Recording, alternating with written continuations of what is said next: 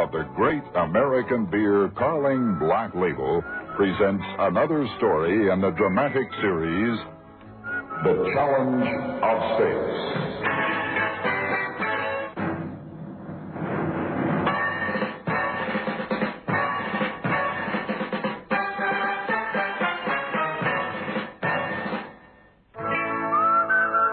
Good evening. This is Charles B. Ryan, head of the Department of Space Research here at the New Mexico Center. Tonight, I have a story for you that is as fresh as tomorrow's headlines. A story that takes us but one step away from mankind's greatest adventure. And I call this story 10 Miles to the Moon.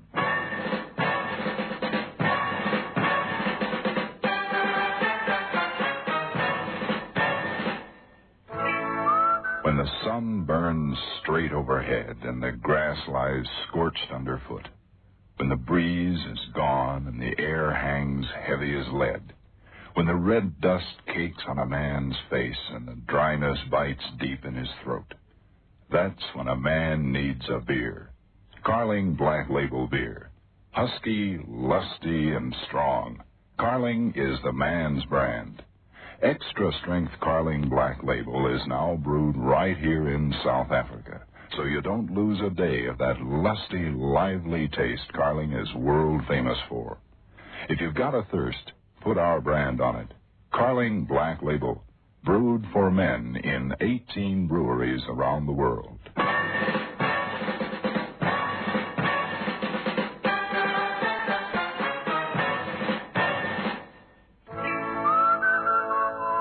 Through the ages, man has always reached out for the moon. Religions have been founded with the moon as an idol. Astrologers even today claim to plot the course of human lives as influenced by the moon. Madmen were supposed to come under the spell of this earthly satellite. Even our word for madman comes from the Latin for moon, lunatic. The moon is romance, and the moon is madness. And now that man has grown wings, this romantic madness is still upon us. For we are the people who are blessed with the technology and the ability to do what man through the ages could only long to do. To reach out and touch the moon, to walk upon it, and to say in truth, we have known the moon, and it is ours.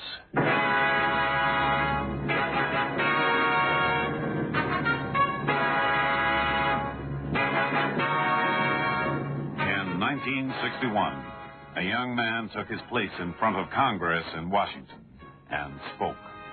His name was John Fitzgerald Kennedy, President of the United States, and he spoke about the moon. I believe this nation should commit itself to achieving the goal, before this decade is out, of landing a man on the moon and returning him safely to Earth. No single space project will be more impressive to mankind, and none will be so difficult or expensive to accomplish. And I ask this Congress for funds to enable... An impossible dream? Another instance of moon madness? At the time, that's what it seemed to be, because the Russians were far ahead in the race toward the stars. America had not even been able to place an unmanned lunar probe closer than 20,000 miles to the lunar surface, and that's a good distance away. Nobody believed then, even remotely, that it could be done. And yet, in 1962, President Kennedy spoke again, spoke on the same subject. No nation which expects to be the leader of other nations can expect to stay behind in this race for space. That challenge is one that we are willing to accept, that we are unwilling to postpone, and one which we intend to win. The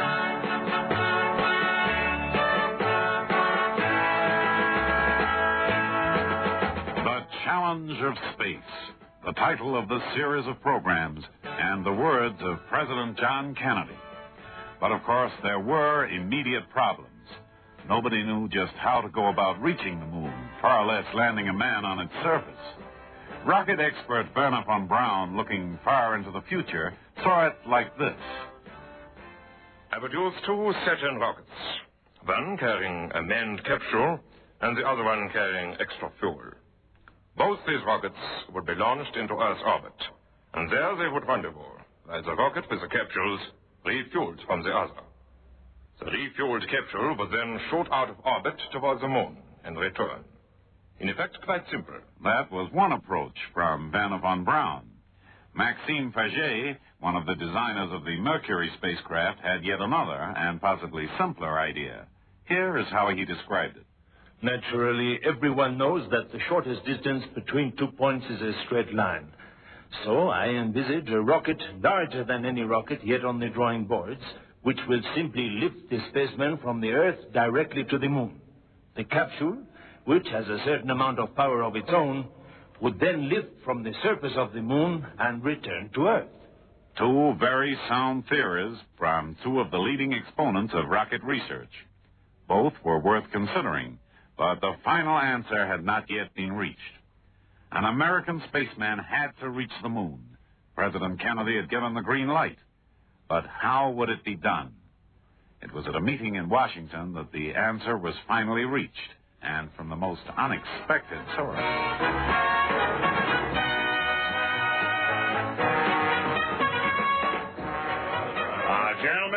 Gentlemen, please, thank you. We thank Dr. von Braun for his very enlightening talk. This is, I think, worth serious consideration. Now, our next speaker, some of you may already know, although he prefers to stay out of the limelight. Gentlemen, Dr. John C. Hubolt. Thank you. Well, it's nice to know my friends are out in force today. Thank you. Now, gentlemen, I've examined the theories put forward by my eminent colleagues, Maxime Faget and Dr. Werner von Braun, and the one fault that I have to find with them is that they will not be practicable for quite some time yet. Certainly not within the time period asked for by President Kennedy. Now, it occurs to me that rendezvous around the moon is like being in a living room. Now, why should we take the whole darn living room down to the moon when we could get there in an easy chair? A little tiny craft, rather than a big one. So I've evolved this theory, which falls right within my field of work, called Lunar Orbit Rendezvous, or LOR. Now, gentlemen, tables of my figures have been handed to you. If you have any queries... Yes, you are being misleading, Doctor. Your figures lie. Point of order, Dr. Faget. Please control yourself. Yes, Dr. von Braun, you have the floor. With respect to Dr. Hubolt, Mr. Chairman, I'm afraid this idea is no good at all. John C. Hubolt's idea was dismissed. He was asked to drop the subject of lunar orbit rendezvous entirely from talks he gave at NASA meetings and conferences. And still men talked and planned on the best way to reach the moon, now so close, yet still so far away. Finally, desperately, after months of frustration, Dr. Hubolt bypassed the administration with a letter direct to the Associate Administrator of NASA. NASA gave Hubolt a hearing, and at last, Max Faget and Werner von Braun came round to his way of thinking. Now, nothing stood in the way of the Apollo project, the fastest way to the moon. Work began on the Apollo modules, the 3-man capsule in which the astronauts would live on their way through 250,000 miles of space, and on the Lunar Excursion Module, the LEM, in which they would actually land. The 2 craft which would orbit together, then separate, then rendezvous above the surface of the moon. The 2 craft which would become affectionately known as Charlie Brown and Snoopy. But first, there were experiments. The first ended in tragedy when Apollo 1 burst into flames and the lives of 3 pioneer astronauts were snuffed out in seconds. But work went on.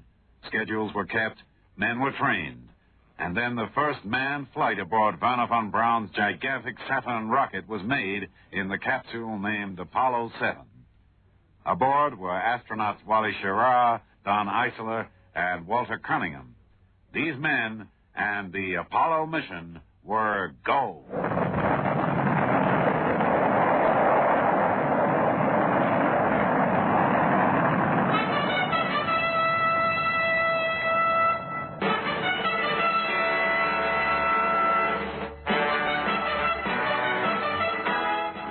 practiced the intricate maneuvers of docking in orbit, then returned to their native Earth. But then America gave the world a Christmas present unlike any it had ever had before.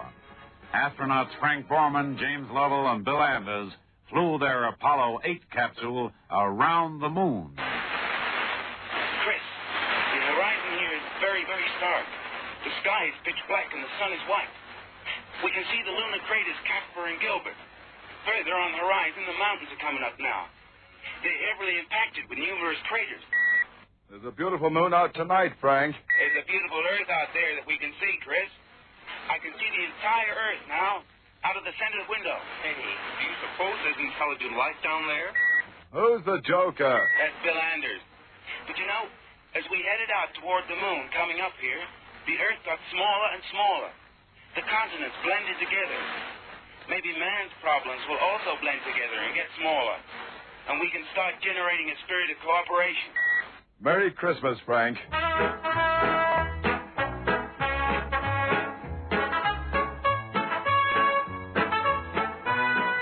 And so Apollo 8 circled the moon and came home. Then came the little publicized Apollo 9, but all this was prelude. Nothing more than the overture to the symphony which had yet to come. Because now came the second to last step in man's greatest achievement. Now, wheeled out on its enormous gantry to the launch site at Cape Kennedy, comes the mightiest rocket the world has ever seen, the Titanic Saturn V, the brainchild of Wernher von Braun. The Saturn V rocket, the most powerful of all the Apollo boosters, consists of 3 stages. The first 2 stages are jettisoned immediately after burnout, by which time the third stage and the modules will be in a parking orbit around the Earth. Now, a 5-minute burn of the third stage boosts the spacecraft past escape velocity, the speed needed to escape the Earth's gravitational pull, and sends it on its way to the moon at 24,000 miles an hour. After the third stage is jettisoned, all motive power comes from rockets contained in the service module, which is only jettisoned shortly before splashdown. Dr. Wernher von Braun, atop his powerful Saturn V rocket, waiting for the fire which will send them hurtling toward the moon, sit 3 skilled men. Command pilot Tom Stafford and fellow astronauts Eugene Cernan and John Young. And as they wait to hear the countdown reach the 0 mark, let's hear from Command Pilot Tom Stafford. Apollo 10 Command Pilot Stafford describes the mission for Apollo 10. The major reason behind the Apollo 10 mission is to pull together all of the known facts that we've had in the past in the previous Apollo missions and find out the final unknowns before the actual lunar landing mission. Tom Stafford, you're going to be a very busy man those few minutes before liftoff from Cape Kennedy. Would you describe what you and John Young and Gene Cernan are doing inside the spacecraft there from about T-10 on down to 0? All right. At this time, we're going through the final switch position checks with the spacecraft test conductor, and I'm monitoring the booster tank pressures and the booster parameters down below. And I have in charge of the board handle. John Young is looking at the computer in the center seat and looking at some of our basic small engine parameters. And Gene Cernan's on the right, checking the fuel cells, electrical power, around nature's AC power, DC power, and the systems on the right-hand side. Tom Stafford, interviewed by William McCrary and Red Turner on the Voice of America. And at this moment, in the Houston Space Control Center, tension is mounting among controlled activity. The time is 18 seconds and counting. 17 seconds and counting. Guidance in channel. 15, 13, 15, 12, 11, 10, 9, 11. Mission sequence start. Engines on 5, 4, 3, 2. There's the fire. Engines running. Launch commenced. There it goes.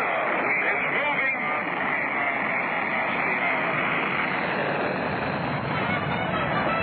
The pioneers of Apollo 10 are on their way to the moon.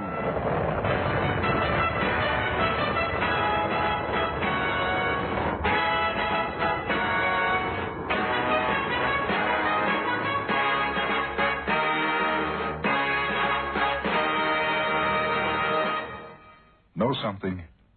In these mellow after-supper hours, there's nothing like a beer to make a man feel good, relaxed and good. And there's no beer like a Carling Black Label.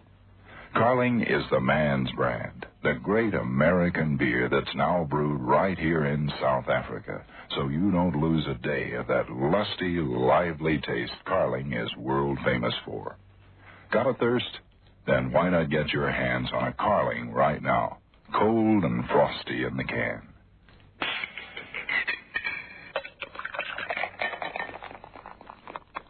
Man, oh man, isn't that just what real beer is all about?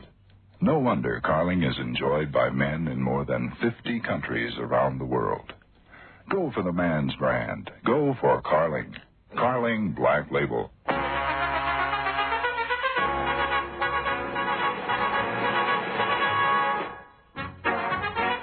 At this point, I'd like to backtrack slightly in time to just a few moments before the launch of Apollo 10 from Pad 39B at Cape Kennedy. Because it is at this point that the story of this voyage, the voyage of the astronauts themselves, begins. Over then to Red Turner at Cape Kennedy for a description of the vehicle that these men will ride. On top, we can clearly see the Apollo spacecraft and the command and service module below. The spacecraft standing on the pad stretches over 130 meters into the sky. The weight out there on the pad at this moment is 2,945,134 kilograms. This is the heaviest weight ever lifted into space by the United States, and we believe the heaviest ever lifted into space in history. Scheduled to go toward the moon will be 94,500 pounds, or 42,865 kilograms of Apollo and lunar module spacecraft to be slung away from the Earth and headed for the moon. That's the machine that Werner von Braun built. Perched high above it, the three men wait their long journey, a journey of 8 days and more than 500,000 miles. On 5, 4, 3, 2, 1. All engines start. Launch commence. Liftoff. We have liftoff.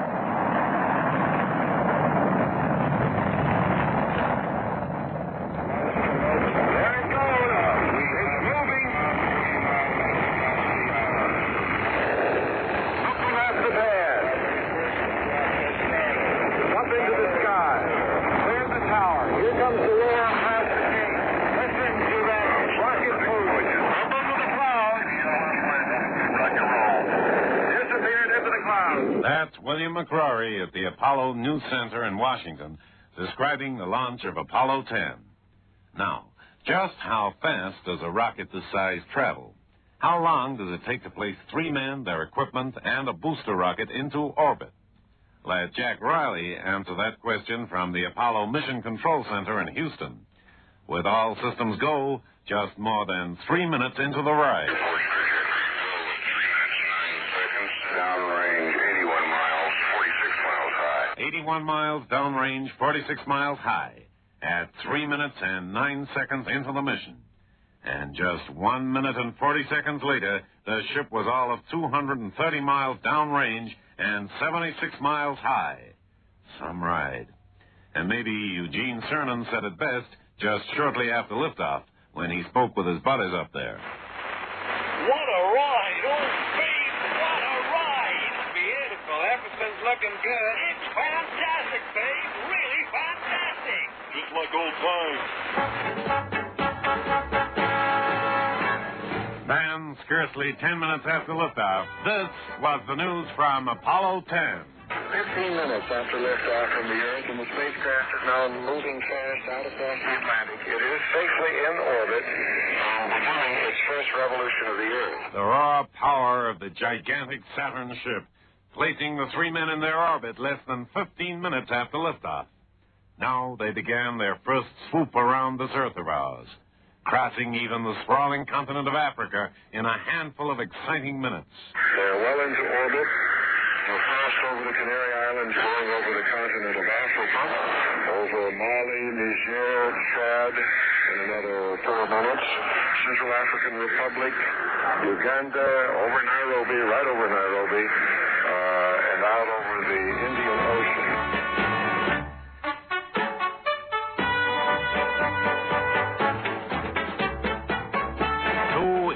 Orbits of the Earth, and then the big jump to the moon. Now the powerful S-4V rocket had to be fired for just less than 6 minutes to boost the three adventurers to a speed of more than 23,000 miles per hour, escape velocity for translunar injection. Tom Stafford, John Young, and Eugene Cernan are on their way. Translunar injection, TLI. Underway now as Apollo 10 is in truth on the way to the moon. Now the pace of work eased out for Tom Stafford, John Young, and Eugene Cernan. There was still work to do, sure, but now there was also time for rest and relaxation and for much-needed sleep. And with the moon in the region of 3 Earth days away, there was even time for kidding around with the ground staff. Sure is. Go ahead, Gene. Hey, Charlie Big, play us our favorite song, will you? I forget the title, the one about flying me someplace or something. You know the one I mean, Big? But there was still work to do. Plenty of it. Flight paths, systems, communications, figures, all these had to be regularly checked and rechecked between Apollo 10 and Houston Control to make sure of a perfect lunar orbital entry. Then, on the night of May 21st, 1969, at 10:45 p.m. South African time, the rockets of Apollo 10 fired twice, and Tom Stafford spoke. Charlie, you can tell the world that we've made it.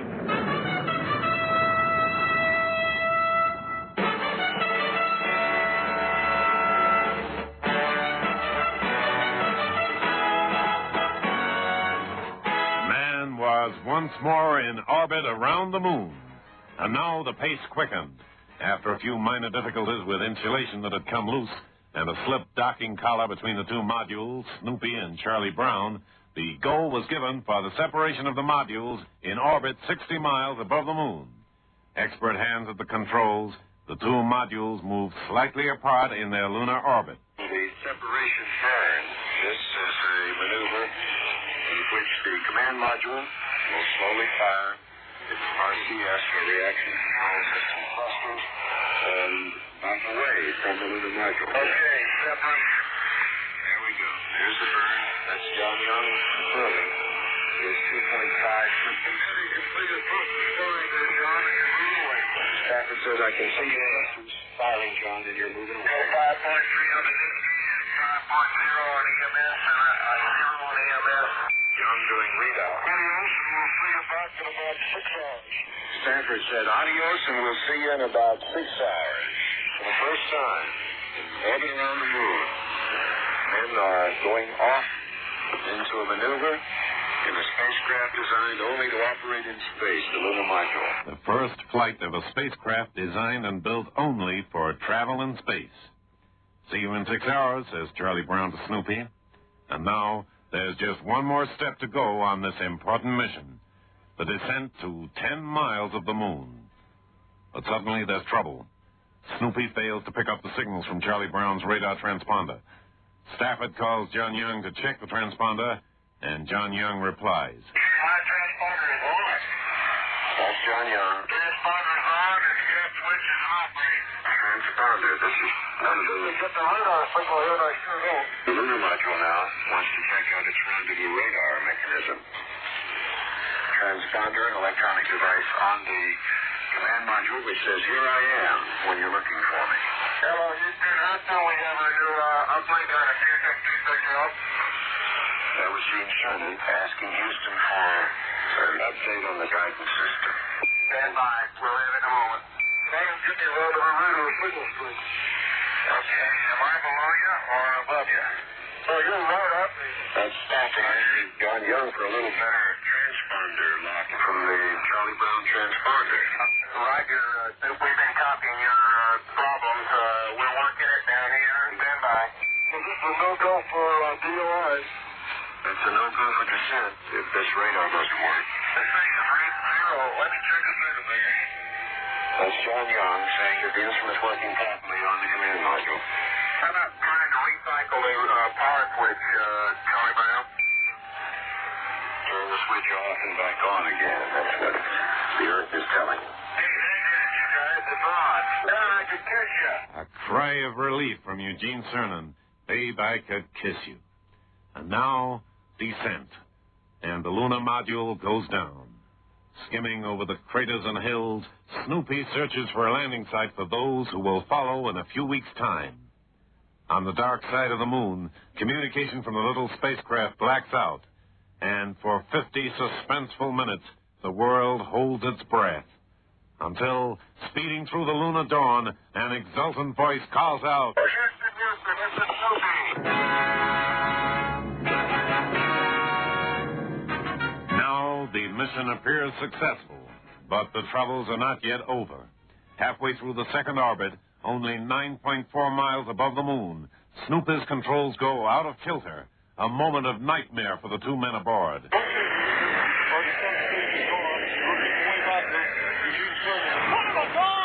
This is Houston. What's the matter, Smith? Hey, we ain't sure going down the draw. We're going backwards. The module got in the wild Hit the gas, baby. Hit the gas. I don't know what the heck's wrong. The abort switch is Hit it, wrong. Tom. Hit it. This thing just went up on us. Hey, I've got it. It's okay. I'll tell you, that was wild, baby. I thought we were one of those stars. Don't worry about it. We'll get back. A simple switch, yet two men might today be lost because of it. The rest of the mission went without a hitch. Snoopy and Charlie Brown redocked in lunar orbit, and Charlie Brown, now with all three men aboard, sailed back home to a splashdown which today is almost routine. But two friendly, heartwarming messages had yet to reach astronauts Tom Stafford, Eugene Cernan, and John Young. The first came as they sped back toward the Earth. Hey, I've got a message for you guys. Here it is. Congratulations to Snoopy for doing what I've been trying to do for a long time. Signed, Red Barrett. And the other came from the crewman of the astronauts' pickup ship, the USS Princeton, as the three pioneers were plucked from the waters of the Pacific. Painted on the bottom of that helicopter a special welcome sign. Two big eyes and a message, "Hi there, Charlie Brown."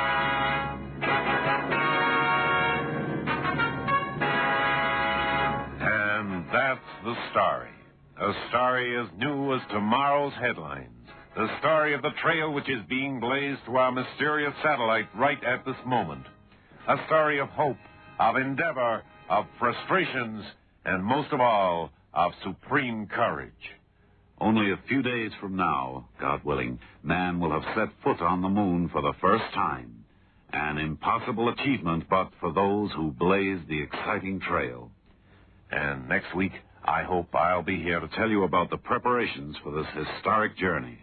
Until then, this is Charles B. Ryan here at the New Mexico Center, wishing you all good night.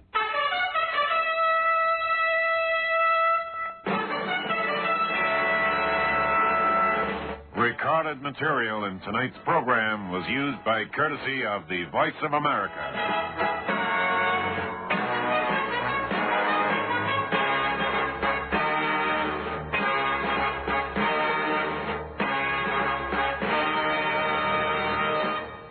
Got a man-sized thirst?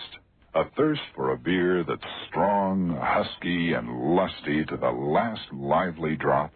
Then go for the Man's brand, now in new man-size cans.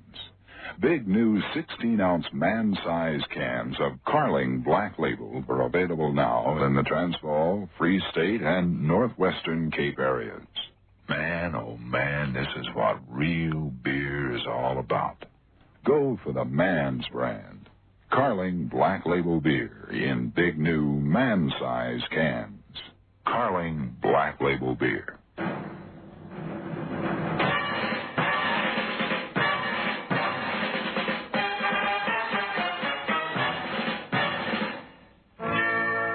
Carling invites you to listen again next week to another story in this dramatic series, The Challenge of Space.